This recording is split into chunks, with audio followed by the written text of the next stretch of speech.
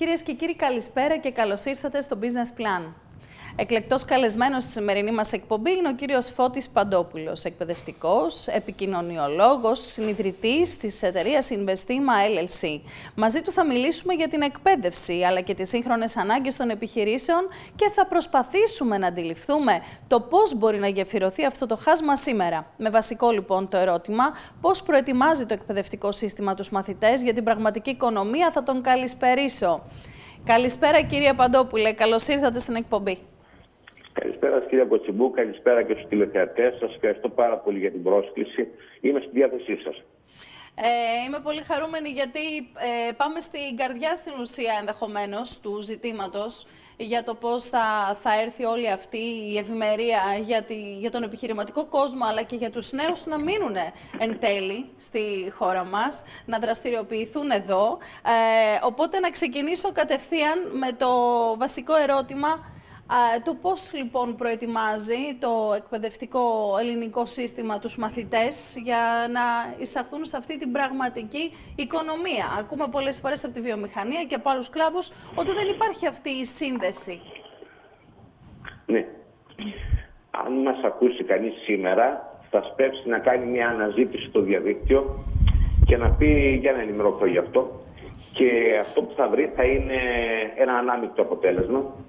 Απ' τη μια θα βρει κάποια άρθρα που μιλούν για εικονικές επιχειρήσεις στη σχολεία, θα το αναλύσουμε. Και απ' την άλλη θα βρει όλα αυτά που και στις κάρτες που συχνά παρουσιάζουμε φαίνονται από έρευνες, από έγκριτες έρευνες, αναφορικά με το τι λένε οι εργοδότες για το αν βρίσκουν δυναμικό με δεξιότητες, αναφορικά με το τι λένε τα πανεπιστήμια, αναφορικά με το πώς παραλαμβάνουν τους φοιτητές και φυσικά κάποιες άλλες έρευνες οι οποίες μιλούν για τα ίδια τα πανεπιστημιακά τμήματα, σε τι αριθμό αυτά δείχνουν ότι βλέπουν ευθέως την αγορά. Σίγουρα κάποια πρόσφατα δημοσιεύματα τα οποία δείχνουν πως κάποια πανεπιστήμια δημιουργούν προγράμματα για την επιμόρφωση των εκπαιδευτικών προκειμένου αυτοί να είναι σε θέση να το μεταφέρουν στους μαθητές. Εγώ θα σας πω το εξής. Θα ήθελα να κάνω μια αναφορά σε κάτι που είναι οικείο στο μαθητή, για να δείτε πόσο ο μαθητής το ακούει ως ακροατής. Το 2020 ετέθη στις πανελλαδικές ένα θέμα, το οποίο δεν θα διαρρήσω, αναφερόταν στην πόλη των Τρικάλων ως πόλη καινοτόμου επιχειρηματικότητας. Εκεί λοιπόν λέγεται, και θέλω να το σχολιάσω γιατί γνωρίζω το μάθημα, λέγεται πως ο μαθητής της πόλης βλέπει να πνέει ένας αέρας καινοτομίας. Αυτή ακριβώς λοιπόν η συζήτηση που κάνουμε στο γλωσσικό μάθημα με τους μαθητές θεωρητικά και το ακούν έτσι, πρέπει να γίνει πράξη. Οπότε, στη Γάμα Γυμνασίου υπάρχει ένα μάθημα, το οποίο είναι μάθημα που λέγεται εργαστήρια δεξιοτήτων. Μία ώρα την εβδομάδα και δίνει κάποιες δυνατότητες, θα πει κάποιος, για να δρομολογήσει μια διαδικασία. Δεν υπάρχει, και λένε οι ερευνητές όχι, στο Λύκειο και στο ΕΠΑΛ και στο ΓΕΛ, κάτι τέτοιο, το οποίο εγώ θα συζητούσα ότι δεν μας φτάνει μία ώρα. Εγώ θα συζητήσω για κάτι πιο δομημένο και καταλαβαίνω ότι το πνεύμα της εκπομπής είναι να συζητήσουμε κάτι τέτοιο. Να πούμε βέβαια, συγγνώμη, ότι εδώ κρύβουμε στο εργαστήριο δεξιοτήτων και τη σεξουαλική διαπαιδαγώγηση, που είναι ένα άλλο κομμάτι. Ας το αφήσουμε στην άκρη. Προς το απλά αναφέρθηκα στο κομμάτι. Το αναφέρω διότι θα πρέπει λίγο να γίνουν και ξεκάθαρες κάποιες έννοιες. Δηλαδή, άρα, το εργαστήρι δεξιοτήτων δεν μπορεί να συνδέεται με τη σεξουαλική διαπαιδαγώγηση. Ας το πούνε ξεκάθαρα ότι θέλουν να κάνουν ένα ξεχωριστό μάθημα. Ένα το κρατούμε. Δεν είναι δεξιότητα, αν μη τι άλλο, η σεξουαλική διαπαιδαγώγηση. Εγώ το ανέφερα γιατί θα το βρει ο καθένας αν ανοίξει σήμερα το διαδίκτυο. Σας ακούω. Ναι. Λοιπόν, πείτε μου σας παρακαλώ, πού να εστιάσουμε. Όχι, ναι. Συμφωνώ ότι το εργαστήρι δεξιοτήτων θα πρέπει να αναδεικνύει τις δεξιότητες. Να είναι δεξιοτήτων, ακριβώς. Πολύ ωραία. Έτσι. Πολύ ωραία. Γιατί το έχουμε ανάγκη σαν μάθημα. Πάρα πολύ ωραία. Λοιπόν, όταν λοιπόν βλέπει αυτός ο οποίος μας ακούει ότι στο σχολείο συμβαίνει αυτό, στην αγορά λένε αυτό, τα πανεπιστήμια κάνουν αυτό, εμείς ερχόμαστε, και αυτός είναι ο σκοπός της πολύ ωραίας σκέψης σας σήμερα, να παρουσιάσουμε πραγματικά πως αυτό πρέπει να δομηθεί καλύτερα και να ενισχυθεί σε χρόνο και σε ποιότητα. Αυτό είναι το δικό μου μήνυμα σήμερα. Δηλαδή, δεν συζητάμε για κάτι το οποίο θα μας έλεγαν εδώ και τώρα, ναι, θα μπει κάτι που θα διαρκεί μια ώρα. Ζητάμε κάτι το οποίο είναι δομημένο Και όπως ξέρετε, πράγματα τα οποία είχατε και την ευκαιρία να δείτε εκεί όταν βρέθηκα στην πόλη της Λαμίας, στο αντίστοιχο τμήμα και της πληροφορικής και εφαρμόσαμε, και το αναφέρω επειδή τυχαίνει να το γνωρίζετε. Μιλάμε για simulations, μιλάμε για προσομοιώσεις επιχειρηματικότητας και πάρα πολύ ρεαλιστικές. Αυτά θα πρέπει να γυρίσουν και να τα κάνει συστηματικά το σχολείο, το οποίο πρέπει να διδάσκει πραγματικές γλώσσες προγραμματισμού. Είναι καιρός πλέον να δούμε ότι εκεί έξω τρέχει Python ως μια γλώσσα πάρα πολύ κοινή και πρέπει ο μαθητής να γνωρίζει, να μαθαίνει μια πραγματική γλώσσα. Ναι. Δεύτερον, για να μην φλιαρίσω. Δεύτερον, πρέπει να υπάρχει χρόνος ώστε να υποδομούνται και όχι μόνο με την καλή διάθεση των εκπαιδευτικών τέτοιου δραστηριότητες. Πρέπει οι εκπαιδευτικοί όμως να επιμορφωθούν, να αντιληφθούν ποιο είναι το design thinking and learning, ποιο είναι το σκεπτικό δηλαδή του νέου σχεδιασμού σκέψης. Επίσης, να δουλέψει πάρα πολύ στα σχολεία μας το STEM, το οποίο πέρα από robotics και Lego πρέπει να είναι κάτι πιο, δεν σας κουράζω, δομημένο προς την αγορά με εντελώς, και να το πω έτσι, μικροεπιχειρηματικότητα. Με συγχωρείτε, σας ακούω. Ναι, πώς θα μπορούσε το STEM να γίνει, όπως το είπατε, πιο εστιασμένο στην μικροεπιχειρηματικότητα? Γιατί τώρα το έχουμε λίγο ως προς συνδεδεμένο με τη ρομποτική. Ακούστε, υπάρχουν δύο σχολές σκέψης όσον αφορά το κομμάτι του STEM. Το ένα κομμάτι είναι αυτό που γνωρίζουμε, το οποίο δρομολογείται και είναι robotics καθαρά. Το κομμάτι στο οποίο αναφέρομαι είναι το κομμάτι της μικροεπιχειρηματικότητας. Έχω πολύ μεγάλη αρθρογραφία αναπτύξει γι' αυτό. Το οποίο δεν σημαίνει ότι το ένα αρνείται το άλλο. Απλά κοιτούν ουσιαστικά το πράγμα προς κάποιες κατευθύνσεις που έχουν σαφή διαφορά. Δηλαδή, το κομμάτι που μας είναι γνωστό και όλοι θα ανέφεραν αυτή τη στιγμή είναι το κομμάτι αυτό με το robotics. Εμείς μιλάμε καθαρά για μια σαφή και σοβαρή προσομοίωση επιχειρήσεων. Ρεαλιστική. Και βλέπουμε μεμονωμένες κινήσεις από εκπαιδευτικούς με διάθεση, οι οποίες όμως δεν φτάνουν για να εκτιμήσουμε αυτό, πρέπει να το δούμε οργανωμένο στο σχολείο. Άρα εσείς θα βλέπατε ενδεχομένως μία συνέργεια, γιατί αναπεριοχές είναι οργανωμένοι σύνδεσμοι επιχειρήσεων, επιμελητήρια. Λοιπόν, οπότε θα βλέπατε μία συνέργεια του Υπουργείου, γιατί προφανέστατα όλα αυτά θα πρέπει να είναι κατευθύνσεις του Υπουργείου Παιδείας. Άρα θα βλέπατε μία συνέργεια του Υπουργείου με τις κατατόπους, αναπεριοχή, αναπεριφέρεια, έτσι επιχειρηματικές πρωτοβουλίες, στο πώς θα μπορούσε να γίνει αυτή η διασύνδεση στο κομμάτι της εκπαίδευσης? Θεωρείται αυτονόητο. Θεωρείται αυτονόητο γιατί όπως βλέπουμε πάρα πολύ ωραίες άλλες πρωτοβουλίες και μετά από 36 χρόνια στην εκπαίδευση μπορώ να το πω αυτό το πράγμα, πρέπει να δούμε δομημένες πλέον τέτοιες δράσεις, γιατί στο εξωτερικό έχουμε παραδείγματα σαφή και εκτεταμένα και χρονικά και με ποιοτικό βάθος. Άρα λοιπόν, ναι, πρέπει οπωσδήποτε να υπάρχει άμεση διασύνδεση και όσο πιο ρεαλιστικές οι προσομοιώσεις αυτές. Όσο πιο ρεαλιστικές. Σαφώς. Πείτε μου. Ναι, όχι. Άρα αυτό τον σχεδιασμό πώς θα προτείνατε? Αυτός ο σχεδιασμός πώς θα μπορούσε να γίνει? Για να μπορεί να λειτουργήσει αυτό, πρέπει οπωσδήποτε να εκμορφωθούν οι εκπαιδευτικοί και εκπαιδευτικοί κατάλληλοι για το αντικείμενο αυτό. Ας πούμε, εγώ διάβασα ένα πολύ ωραίο άρθρο σε πρώτη ζήτηση ενός εκπαιδευτικού, ο οποίος όμως είναι δόκτωρ οικονομίας και μιλάει με βάση ένα αντικείμενο το οποίο αντιλαμβάνεται περισσότερο από άλλους. Αυτό δεν μας φτάνει. Εμείς θέλουμε εκπαιδευτικό σε κάποια αντικείμενα που μπορεί να υλοποιήσει μέσα από κατάλληλη εκπαίδευση, ώστε να μπορεί να εκφέρει στο σχολείο το σκεπτικό αυτό, να έχει χρόνο, να μην στερούμε χρόνο από ένα μάθημα ή να κάνουμε κάτι μεικτό επειδή απλά έχουμε διάθεση, να υπάρχει δομημένη διαδικασία με ώρες στο πρόγραμμα και να μπορεί πλέον το παιδί να ετοιμάζεται για να πάει σε διαγωνισμούς, όπως βλέπουμε μονομένα κλπ. Αλλά πάντως δομημένα και με ποιοτικό βάθος σε κάθε περίπτωση. Και επειδή τίθεται και ένα ερώτημα πλέον ως προς το κομμάτι, ανοιχτό ερώτημα ως προς το κομμάτι, το αν τελικά οι πανελλαδικές, γενικώς οι εξετάσεις βοηθούν την ελευθερία του πνεύματος των μαθητών και αυτή την πιο δημιουργική, αν θέλετε, πιο καινοτόμο, πιο έξω από το κουτί ματιά. Εσείς θεωρείτε πως όλο αυτό το εξετασιοκεντρικό σύστημα θεωρείτε ότι περιορίζει την έμπνευση του μαθητή, όταν είναι λίγο κατευθυνόμενες και καθοδηγούμενες και πολύ συγκεκριμένα τα πλαίσια εκπαίδευσης? Ναι, εγώ προετοιμάζω, όπως ξέρετε, πανελλαδικές 36 χρόνια. Ναι. Που σημαίνει ξέρω πολύ κοντά το αντικείμενο. Δεν μπορούμε να πούμε ότι όσο συνεχίζει να είναι αυτή η οδός έχει δυνατότητα να γίνει κάπως αλλιώς. Δηλαδή, ανέφερα για παράδειγμα, το αν στο μάθημα που εξετάζονται οι μαθητές, το οποίο είναι πληροφορική, θα μπορούσε παράδειγμα αντί για την ψευδογλώσσα που έχει, να έχει παράδειγμα τη γλώσσα Python. Δεν θεωρώ ότι αυτό είναι η λύση σε αυτό το μοντέλο όπως είναι δομημένο. Δεν μας φτάνει αυτό το πράγμα. Δηλαδή, αν πηγαίναμε σε κάτι άλλο ως σκεπτικό, που θα βοηθούσε να συνδεθούν αποφασιστικά πράγματα του σχολείου με το πανεπιστήμιο και οι σχολές από την άλλη πλευρά να μπορούσαν να ζητούν και να παίρνουν ουσιαστικά μέσα και από μαθήματα εξεταζόμενα τη λογική αυτή, αυτό είναι θέμα σχεδιασμού. Αυτό που μπορώ εγώ να καταθέσω, γιατί βρέθηκα και στην δευτεροβάθμια και με κάποιο ρόλο στην τριτοβάθμια για ένα διάστημα, είναι ότι βλέπουμε από τις δύο πλευρές παιδιά τα οποία αφήνουμε τον Ιούνιο των πανελλαδικών και παραλαμβάνουμε τον Σεπτέμβριο στην τριτοβάθμια.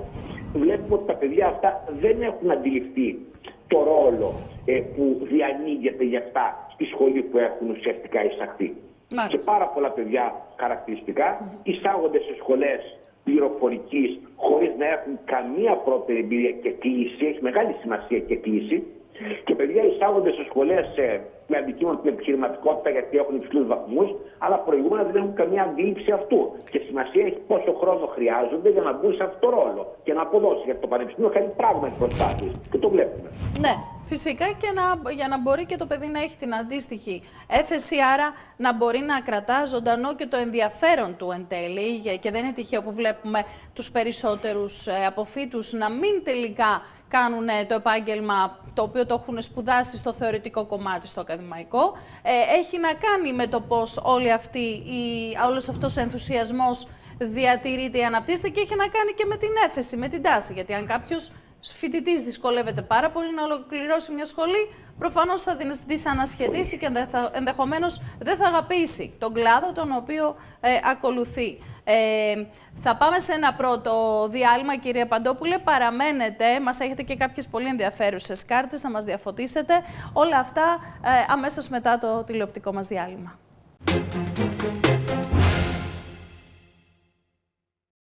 Σύνδεσμος Βιομηχανιών Στερεάς Ελλάδας. Πυλώνας ανάπτυξης για την περιφέρεια και τη χώρα.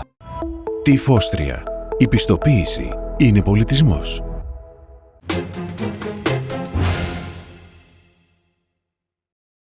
Επιστρέψαμε και πάλι κοντά σας με εκλεκτό καλεσμένο για σήμερα τον κύριο Φώτη Παντόπουλο, ο οποίος και είναι εκπαιδευτικός, επικοινωνιολόγος και συνιδρυτής της Investma Ltd.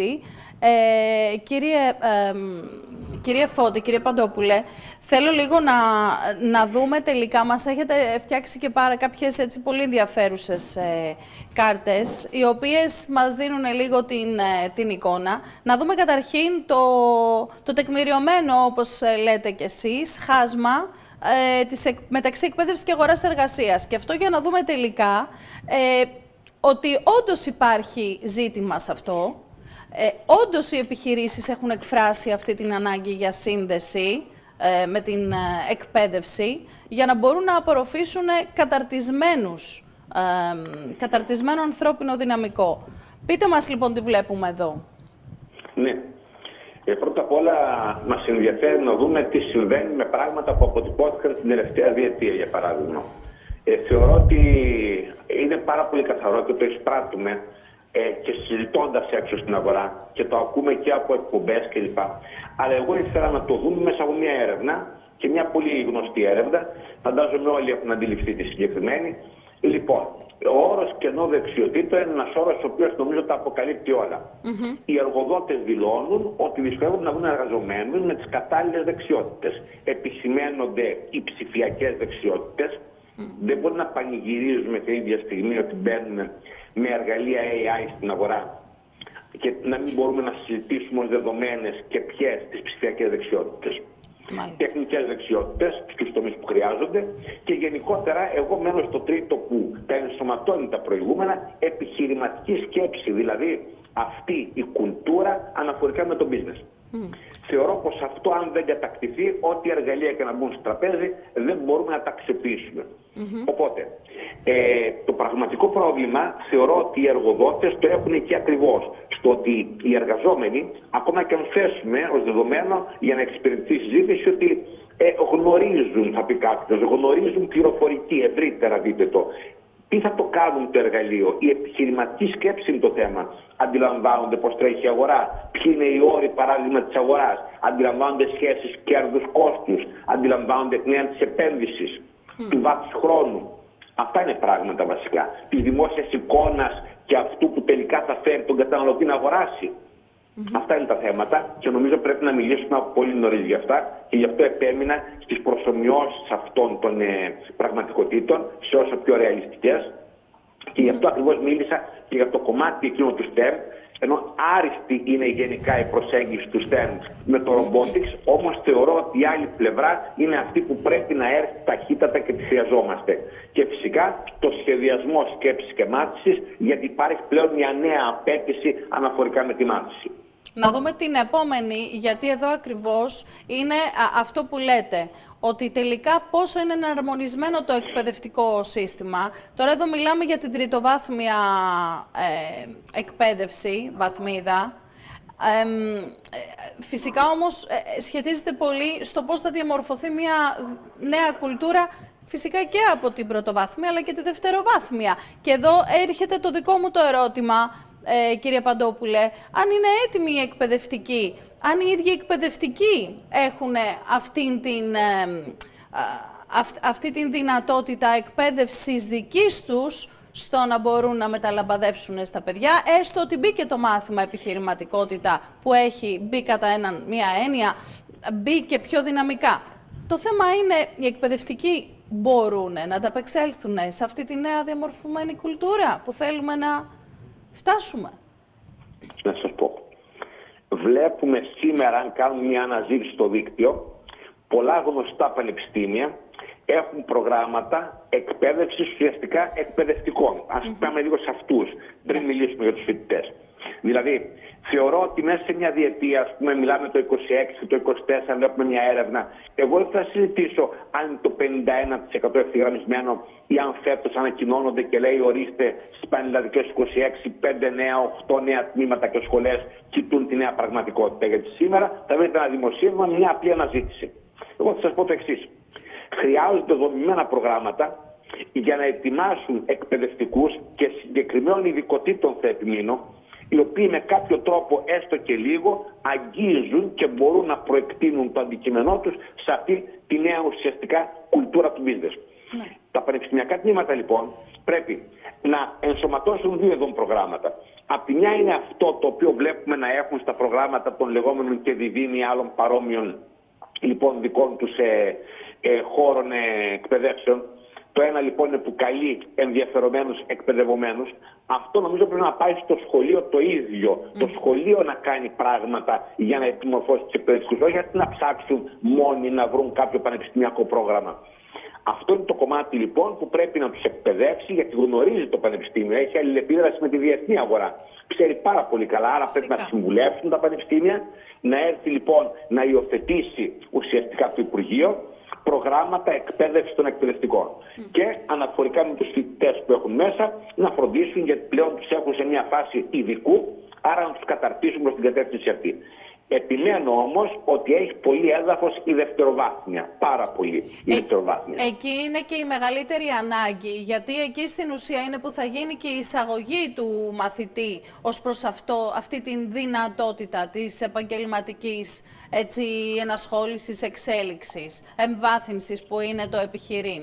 Έτσι. Ναι. Και είναι ένας πόρος που κατά ψέματα θα πρέπει να μπει στις βαθμίδες τις προηγούμενες. Δηλαδή πρωτοβάθμια, δευτεροβάθμια. Να δούμε το επόμενο λοιπόν, γιατί λοιπόν το ελληνικό σχολείο δεν παράγει ακόμη business ready μαθητές. Να δούμε την επόμενη κάρτα, να μας μιλήσετε λίγο για αυτήν. Ναι.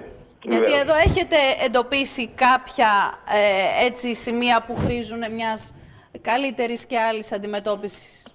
Ναι.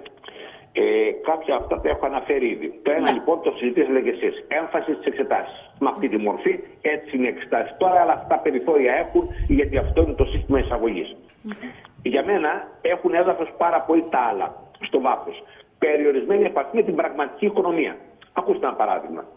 Πάρα πολλοί σύμβουλοι προσανατολισμού έχουν υιοθετήσει, και πολύ καλά κάνουν θα πει κάποιος, μια λογική στα κανάλια τους κλπ, στα μέσα τους, να καλούν επαγγελματίες και να μιλούν για το επάγγελμά τους. Αντιλαμβάνεστε ότι ενώ αυτό είναι πάρα πολύ θετικό, δεν μας φτάνει να μάθουμε με τι ασχολείται ο επαγγελματίας αυτός, αλλά να έχουμε από την πλευρά μας ως μαθητές μια λογική της αγοράς στην οποία κινείται αυτός ο επαγγελματίας και κάνει αυτά που μας λέει. Γιατί όσο το παιδί δεν έχει αντιληφθεί την έννοια του business, τους συσχετισμούς, και πολύ ωραία τους αποτύπωνε σε ένα άρθρο ένας οικονομολόγος που είδα σήμερα στην δευτεροβάθμια βρισκόμενος, αλλά με μονομένες κινήσεις θεωρώ.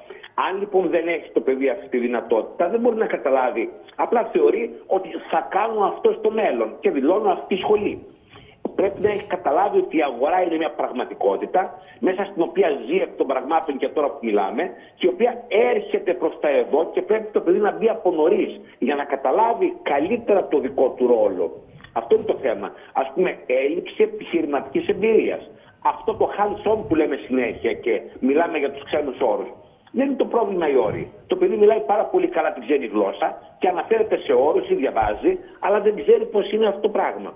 Αν δείτε, όταν λέμε ότι υλοποιούνται πράγματα που αφορούν την καινοτομία με χειροπιαστό τρόπο, το παιδί δηλαδή βρίσκεται σε ένα ρόλο τον οποίο θα έχει πραγματικά στο μέλλον. Και όσο πιο ρεαλιστικό είναι αυτό στην ομάδα τη σημερινή που ετοιμάζει αυτό το εικονικό business, όσο πιο ρεαλιστικό το simulation, αν δεν υλοποιηθεί αυτό, δεν μπορεί το παιδί να μπει και να το αντιληφθεί.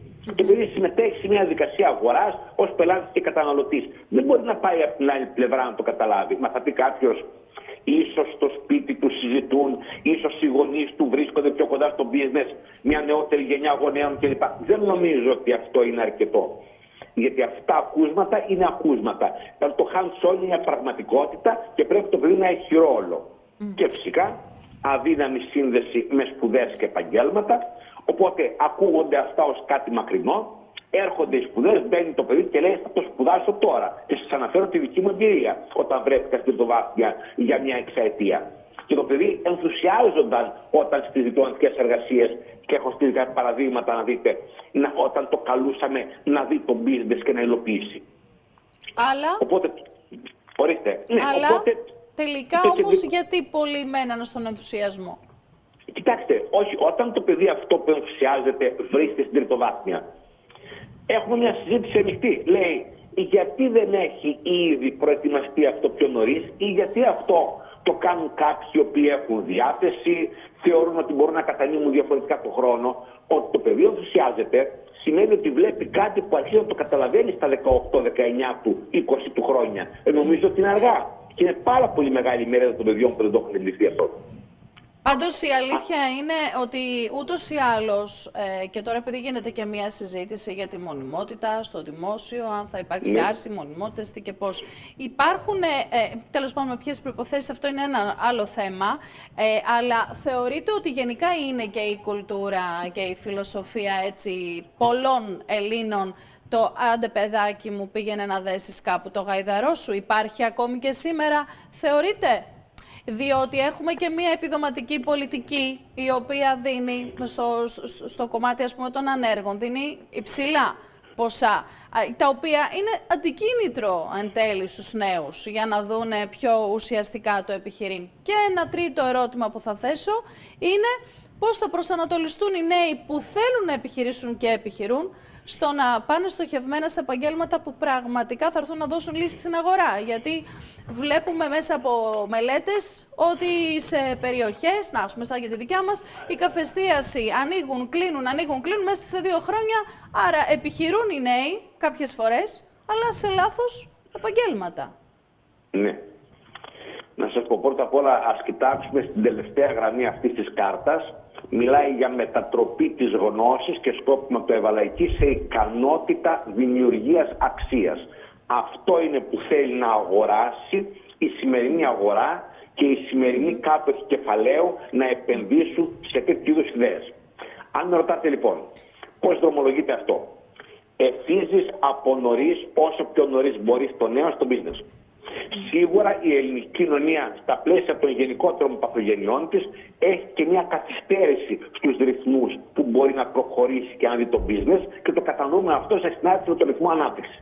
Δεν είναι μια δικαιολογία όμως και δεν θα φτάνει, γιατί αυτή τη στιγμή διατηνόμαστε ότι είμαστε σε μια διεθνοποιημένη πραγματικότητα και σε όλα τα άλλα συμμετέχουμε και έχουμε κάνει τεράστια βήματα, άρα πρέπει να υλοποιήσουμε τάχιστα.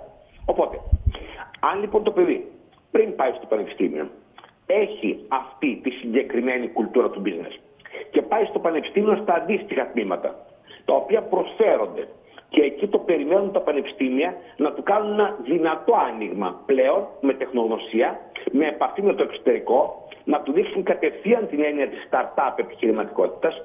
Οπότε σίγουρα τότε μπορούμε να έχουμε άλλες προσδοκίες. Και απόδειξη αυτού, τα παιδιά τα οποία ανήκουν στην ομάδα εκείνη που από νωρίς έβλεπαν μέσω της πληροφορικής περισσότερο και αυτό τους έδινε μια διεθνή ματιά τις νέες πραγματικότητες, αυτά έφτιαξαν μια επιχείρηση η οποία κατευθείαν τράβηξε τα βλέμματα ερευνητών, παιδιά τα οποία είχαν ορίζοντες, μπορούσαν να δουν το προς τα έξω και κινήθηκαν στο εξωτερικό.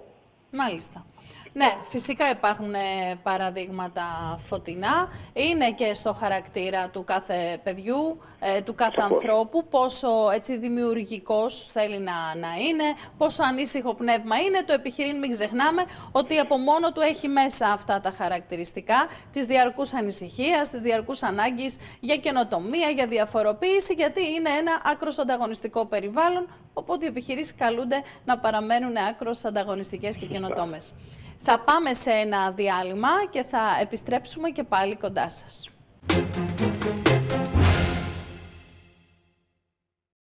Σύνδεσμος Βιομηχανιών Στερεάς Ελλάδας. Πυλώνας ανάπτυξης για την περιφέρεια και τη χώρα. Τη Φόστρια. Η πιστοποίηση είναι πολιτισμός.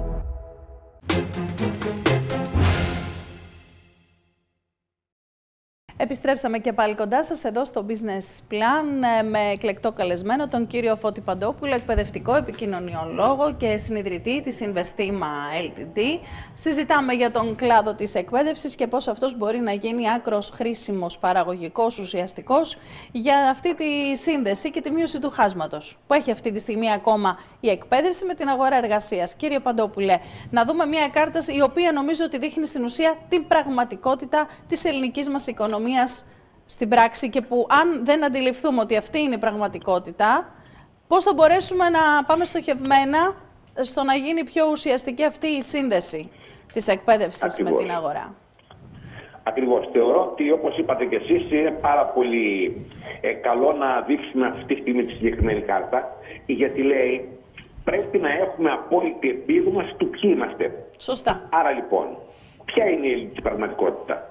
Νομίζω ξεκάθαρο, 99% μικρομεσαίες και αποτυπώνεται καθαρά, χρειάζονται, που σημαίνει χωρίς αυτές δεν μπορούν, δεν μπορεί η αγορά αυτή να τους κάνει κάτι, δεν μπορούν αυτοί να μπουν στην αγορά αυτή. Άρα, επιχειρηματικότητα. Ο όρος project management ακούγεται συνεχώς, είναι πολύ ωραίος και τι έγινε? Τι σημαίνει διαχείριση έργων? Πρέπει να δούμε ποια είναι τα έργα, τι ρόλο έχω εγώ στα έργα, τι μπορώ να έχω, όχι τι θα ήθελα. Άρα λοιπόν να αναλάβω το ρόλο αυτό. Κατανόηση αγοράς, το σχολιάσαμε και φάνηκε καθαρά. Λοιπόν, δεν φτάνει εγώ να είμαι καταναλωτής ή να πολύ νωρίς και όλο και πιο νωρίς, αλλά να ξέρω ποιοι είναι οι συσχετισμοί. Και συνεργασία. Νομίζω ότι αυτό δείχνει καθαρά πως πλέον είναι τέτοιοι συσχετισμοί που δεν αρκούν, και αυτό επίσης δόθηκε στο μαθητή κάποια στιγμή με τη μορφή ενός πανελλαδικού θέματος, δεν αρκούν λοιπόν οι δεξιότητες του ενός όταν δεν μπορεί να τις μοιραστεί με τους άλλους. Και εδώ είναι ένα σημείο το οποίο ακούγεται αστείο. Ο μαθητής επισκέπτεται κείμενα και καλείται και πανελλαδικά να εργαστεί σε αυτά και επιμένω σε αυτό και λέει αυτό δεν το καταλαβαίνω. Αυτό είναι τεράστιο πρόβλημα. Αυτό είναι τεράστιο πρόβλημα. Λοιπόν, Το κομμάτι της συνεργασίας νομίζω δεν έχει να κάνει μόνο με τους μαθητές, έχει να κάνει και με τους ενήλικες. Έχουμε πει ότι η χώρα μας σαν παραγωγικό μοντέλο δεν στηρίζεται στις συνέργειες, στις συνεργασίες. Ίσως γι' αυτό δεν μπορεί να δημιουργήσει και αυτή την μεγένθηση, αν θέλετε, στην οικονομία εν τέλει. Διότι η μεγένθηση δυστυχώς δεν μπορεί να έρθει από κουκούς, από ένας κούκος δεν φέρνει την άνοιξη που λέμε. Μόνος του δεν μπορεί, γιατί είναι πλέον πολύ ανταγωνιστικό και σε πολύ μεγάλη έκταση διεθνώς πλέον το περιβάλλον, το οικονομικό. Και η αλήθεια είναι ότι είμαστε μια μικρή χώρα, κύριε Παντόπουλε. Βεβαίως. Σε ένα κείμενο αναφέρομαι που μιλούσε για τα εφόδια των νέων, έλεγε πως ένα εξ αυτών πρέπει να τους μάθουμε είναι η συνεργασία. Και αυτό έχει τεθεί 2 φορές. Το διαβάζει ο μαθητής, το ξαναγράφει. Καταλαβαίνετε, φαντάζομαι σε τι επιμένω. Πρέπει να το κάνει πράξη, να το βιώσει αυτό, να μπει μέσα σε αυτό. Μάλιστα. Να δούμε λίγο το ερώτημα λοιπόν που τίθεται για το σχολείο. Να πάμε στην τελευταία μας κάρτα. Να δούμε τελικά το ερώτημα που τίθεται για το σχολείο και πώς θα έρθει αυτή η λύση και αυτή η σύζευξη των 2 μέρων. Ναι. Νομίζω ότι αυτή η κάρτα συνοψίζει πολύ καλά. Το σχολείο λοιπόν δείξαμε τι κάνει με τη γνώση, πώς την αντιλαμβάνεται και την παρέχει ή τουλάχιστον πώς αυτή τη στιγμή το μοντέλο που έχει υιοθετήσει του δίνει περιθώρια, άρα η γνώση θεωρητική, όχι εφαρμοσμένη. Οι εξετάσεις, τρόπος εισαγωγής, ξαναλέω, όσο το επιτρέπει η φιλοσοφία που έχει επιλεγεί, χρειάζεται μια ουσιαστικά από τη ρίζα, ας το πούμε έτσι, μια ριζική, ένα σαρδάμ κάνουμε συχνά όταν μιλάμε συνέχεια, λοιπόν, αλλαγή της φιλοσοφίας. Η οικονομία όμως ζητά, γι' αυτό φτιάξαμε έτσι, δημιουργικότητα, ιδέες. Γράφουμε συνεχώς και λέμε το problem solving. Το ακούει ο μαθητής πολύ ωραίο. Ορίστε, τα προβλήματα είναι εκεί έξω. Κάποιοι πληρώνουν για να λυθούν. Πληρώνουν όμως όταν μπορούν να τους πείσουν κάποιοι άλλοι ότι τα λύνουν. Συνεργασία το σχολιάσαμε και επιχειρηματική σκέψη το σχολιάσαμε επίσης. Εγώ από αυτό εδώ ήθελα να κρατήσω λοιπόν. Η οικονομία ζητά να κατανοηθεί η δημιουργικότητα, επειδή συνεχώς μιλάμε τους όρους, αναπόφευκτα, ετέθη στις πανελλαδικές φέτος. Η δημιουργικότητα και μάλιστα επέμενε από την κούνια, έλεγε. Πάρα πολύ νωρίς έλεγε το κείμενο. Λοιπόν, είχε τεθεί πάλι παλιότερα. Ο σκοπός δεν είναι να είναι κείμενα. Και εγώ επιμένω σε αυτό γιατί μπορώ να συνδυάζω 2 ή περισσότερες πλευρές του γνωστικού αντικειμένου μέσα στο σχολείο. Οπότε, problem solving βασικό, μόνο αυτό θέλω, αυτό έχω λύσει. Συνεργασία δεν φτάνει ο ένας μόνος, ό,τι δεξιότητες καν έχει, και επιχειρηματική σκέψη κατανόηση αγοράς. Και το συμπέρασμα νομίζω με κόκκινο είναι σαφές, ισχυρότερη σύνδεση εκπαίδευσης πραγματικής οικονομίας. Εδώ πόσο ρόλο έρχονται να δώσουν οι απογευματινές, αν θέλετε, εξτρά δραστηριότητες των παιδιών ως προς το κομμάτι της ενίσχυσης των δεξιοτήτων τους, διότι σε προηγούμενη εκπομπή που είχαμε καλεσμένο εκπρόσωπο από το Skywalker, έβρεση εργασία στην Ελλάδα, αυτό που μας έλεγε είναι ότι πλέον οι εργοδότες δεν κοιτούν τόσο τα hard skills, τα οποία με τον ένα ή με τον άλλο τρόπο τα διαθέτει το ανθρώπινο δυναμικό.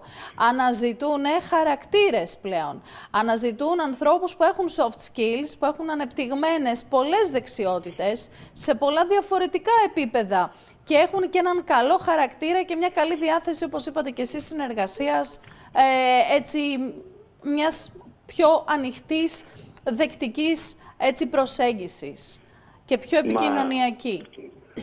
Πολύ σωστά. Νομίζω ότι αυτή η ανάγκη προέκυψε από τη στιγμή που πάψαμε να συζητάμε το ότι πράγματι έχουμε την πληθώρα των πτυχιούχων. Το λύσαμε αυτό. Έχουμε λοιπόν πάρα πολλούς οι οποίοι φοιτήσαν και γνωρίζουν. Το ερώτημα είναι ποια άλλα ταλέντα έχουν αυτοί. Ας πούμε, συνεχώς διαβάζουν πώς οι επιχειρήσεις από την πλευρά τους θα είναι τέτοιες που θα πετύχουν το engagement. Δηλαδή θα είναι καλοί εργοδότες για να προσελκύσουν ταλέντα. Το θεωρώ πάρα πολύ σημαντικό και γράφω πάρα πολύ συχνά γι' αυτό. Αυτό σημαίνει ότι οι επιχειρήσεις κάνουν μια κίνηση που δεν έκαναν παλιότερα ίσως, γιατί καταλαβαίνουν πως πρέπει να πάρουν τους καλύτερους που να θέλουν ουσιαστικά να δουλέψουν με διάθεση, να βάλουν τις ιδέες τους, να μείνουν. Και απ' την άλλη να έχουμε έναν εργαζόμενο ο οποίος θα μπορεί να επιλεγεί, γιατί όπως πολύ σωστά είπατε έχει αυτές τις δεξιότητες. Σωστά. Άρα εσείς συμφωνείτε γενικώς έτσι τα παιδιά από νεαρή ηλικία να ασχοληθούν και με το κομμάτι της ρομποτικής και με άλλες δεξιότητες, που όμως εσείς δίνετε μια κατεύθυνση και μια επισήμανση για το STEM να έχει και κάποιες παραπάνω, αν θέλετε, δυνατότητες, σωστά? Ναι, αυτό δεν είναι μια δική μου επινόηση, αυτό τρέχει ουσιαστικά. Εγώ βρέθηκα στην Αμερική από το 19 και άρχισα να παρουσιάζω πράγματα τέτοια, σε δομημένα πλέον έργα σήμερα. Μάλιστα. Άρα δεν αμφισβητώ, για παράδειγμα, εγώ το κομμάτι του robotics. Νομίζω ότι υπάρχουν καταλληλότεροι να μιλήσουν γι' αυτό με κάθε τρόπο. Απλά, βλέποντας την επιχειρηματικότητα με μακρά παρουσία στον χώρο αυτό, επιμένω πως πρέπει να υπάρχει η μικροεπιχειρηματικότητα από πολύ νωρίς. Θεωρώ δηλαδή πως οποιασδήποτε κινήσεις πρέπει να επενεθούν, αλλά πρέπει να υπάρχουν κινήσεις, βάθος και ποιότητα. Πολύ ωραία. Να σας ευχαριστήσω θερμά, κύριε Παντόπουλε, για την παρουσία σας στην εκπομπή, τη συνεισφορά σας σε αυτό το πολύ σημαντικό και ανοιχτό πάντα θέμα. Νομίζω ότι είναι μια σταθερά αυτή η ανάγκη για σύνδεση της αγοράς με το επιχειρήν και την εκπαίδευση. Οπότε θα είμαστε εδώ να τα λέμε και να παίρνουμε κι εμείς έτσι έμπνευση μέσα από τη δική σας οπτική. Εσείς, εκλεκτοί τηλεθεατές, παραμένετε συντονισμένοι, διότι ακολουθεί το ένθετο «Η επιχείρηση σου μπορεί» από το Vodafone Business.